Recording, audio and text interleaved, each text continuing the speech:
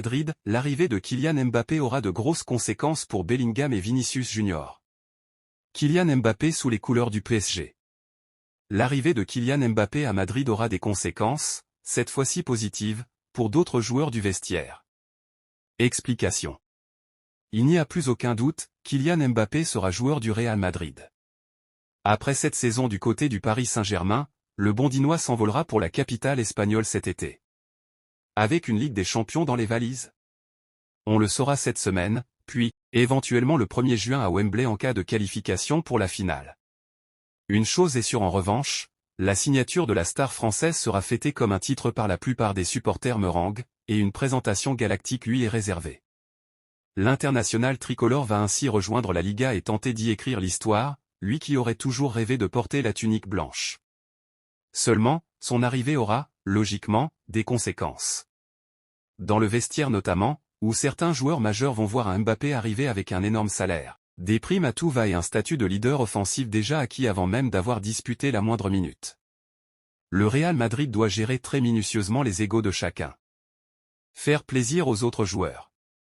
Comme l'indique Carlos Carpio, le sous-directeur du journal Marca, l'arrivée de Mbappé au Bernabéu pourrait avoir des conséquences finalement assez positives pour d'autres joueurs. Le journaliste explique que les dirigeants madrilènes devraient ainsi augmenter le salaire de Jude Bellingham ainsi que celui de Vinicius Junior, plus légèrement dans ce cas, pour que les deux hommes et le français aient des émoluments sensiblement similaires. Le journaliste de Marca, qui s'appuie sur des sources internes au club, explique que le Real Madrid a notamment cédé sur certains domaines dans les négociations avec le clan Mbappé, comme les droits d'image. Pour lui, les sommes qu'empochera le français sont supérieures à ce qui se dit réellement dans la presse espagnole. Quoi qu'il en soit, Jude Bellingham a des raisons de sourire, il aura un meilleur salaire la saison prochaine et un nouveau coéquipier à qui délivrer des caviars. Vinicius Junior détrôné Cristiano Ronaldo au Real Madrid. Le Real Madrid a remporté le 36e titre de champion d'Espagne de son histoire ce samedi après le faux pas du Barça à Gérone. Un nouveau sacre en Liga spéciale pour Vinicius Junior. La Liga est de nouveau dans les mains du Real Madrid. Le club merengue a profité de la sévère défaite du Barça à Gérone pour s'assurer d'un nouveau titre en championnat d'Espagne. Un exploit de plus réalisé par les hommes de Carlo Ancelotti, qui peuvent encore viser un doublé en cas de victoire finale en Ligue des Champions. Pour cela, le Real Madrid aura besoin d'un grand Vinicius Junior. Le Brésilien est particulièrement en forme ces dernières semaines et pourra engranger encore plus de confiance en sachant qu'il vient de faire mieux que Cristiano Ronaldo. Vinicius fait déjà mieux que Cristiano Ronaldo en Liga. En remportant la Liga ce week-end, Vinicius Junior vient en effet de décrocher son 3e titre dans la compétition. C'est un de plus que CR7, qui n'en avait glané que 2 durant toute sa période au Real Madrid. Il lui reste néanmoins pas mal de chemin avant de battre le quintuple ballon d'or portugais dans d'autres compétitions. Cristiano Ronaldo a 4 Ligues des Champions, 3 mondiaux des clubs, 3 Supercoupes d'Europe, 2 Coupes du Roi et 2 Supercoupes d'Espagne avec les Merengues. Mais Vinicius Junior est encore jeune et a tout l'avenir devant lui. La saison prochaine, il pourra en plus être accompagné de Kylian Mbappé pour tenter de battre d'autres records avec le Real Madrid. Les fans et observateurs du club merengue ont donc de quoi être confiants pour l'avenir. Comme indiqué d'ailleurs récemment Fabrizio Romano, la prochaine intersaison s'annoncera passionnante pour le club madrilène. Il faudra néanmoins ensuite que la mayonnaise prenne avec tous les changements annoncés. À Carlo Ancelotti de jouer. Bellingham, mon père portait toujours un maillot avec le 5 de Zidane. Jude Bellingham a accordé une interview à l'UEFA avant le match de mercredi contre le Bayern. Ici, on apprend à reconnaître les légendes du passé, a-t-il déclaré. Sa signature au Real Madrid. Je dois remercier le club pour son intérêt. Il y a beaucoup de joueurs talentueux et j'ai été honoré qu'ils pensent que j'avais les bonnes caractéristiques et la personnalité pour m'intégrer. Quand ils m'ont appelé et m'ont parlé du plan et du projet pour les prochaines années, ils m'ont convaincu. Je n'ai même pas eu besoin d'y réfléchir à 2 fois. Le soutien de sa famille. Tout le monde sait à quel point le rôle de ma famille est important dans une carrière. Nous étions tous d'accord pour prendre la décision de venir au Real Madrid. Nous avons toujours pensé que c'était le meilleur choix. Avec ce soutien, vous avez plus de confiance pour prendre ces grandes décisions. Sa contribution à l'équipe. J'apprécie d'être un joueur du Real Madrid, dans les bons comme dans les mauvais moments, quand il faut se relever et recommencer à essayer. Le fait de jouer au plus haut niveau dans un si grand club, c'est incroyable. Vous devez parfois apprécier la sensation d'être dans les cordes, penser que ce n'est pas le bon moment, mais prendre vos responsabilités et aider l'équipe à sortir de ces mauvais moments.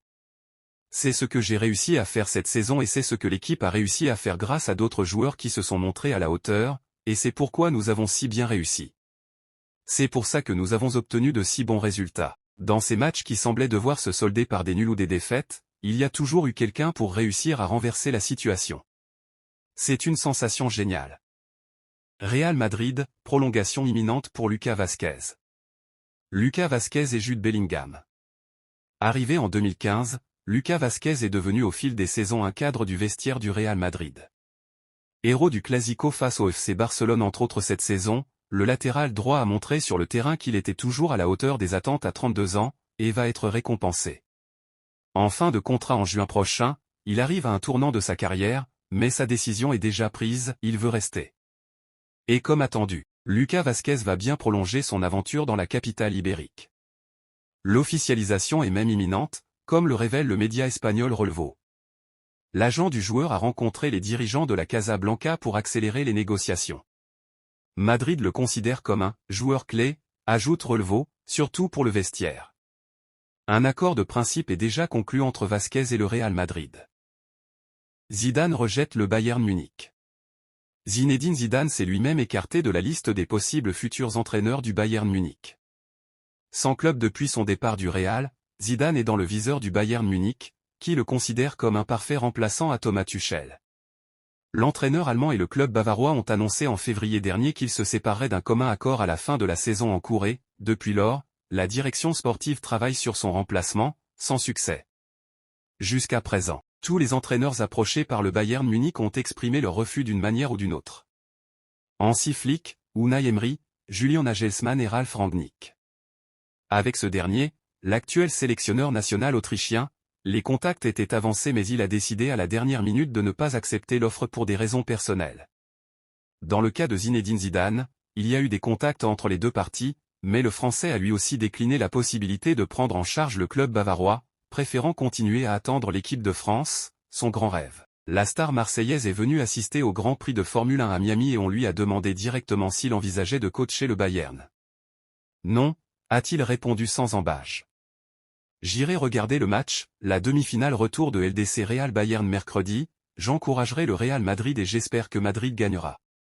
Ce sera un match compliqué, a commenté l'entraîneur, sans équipe depuis son départ de Madrid en 2021. Barça, la colère de Lamine Yamal.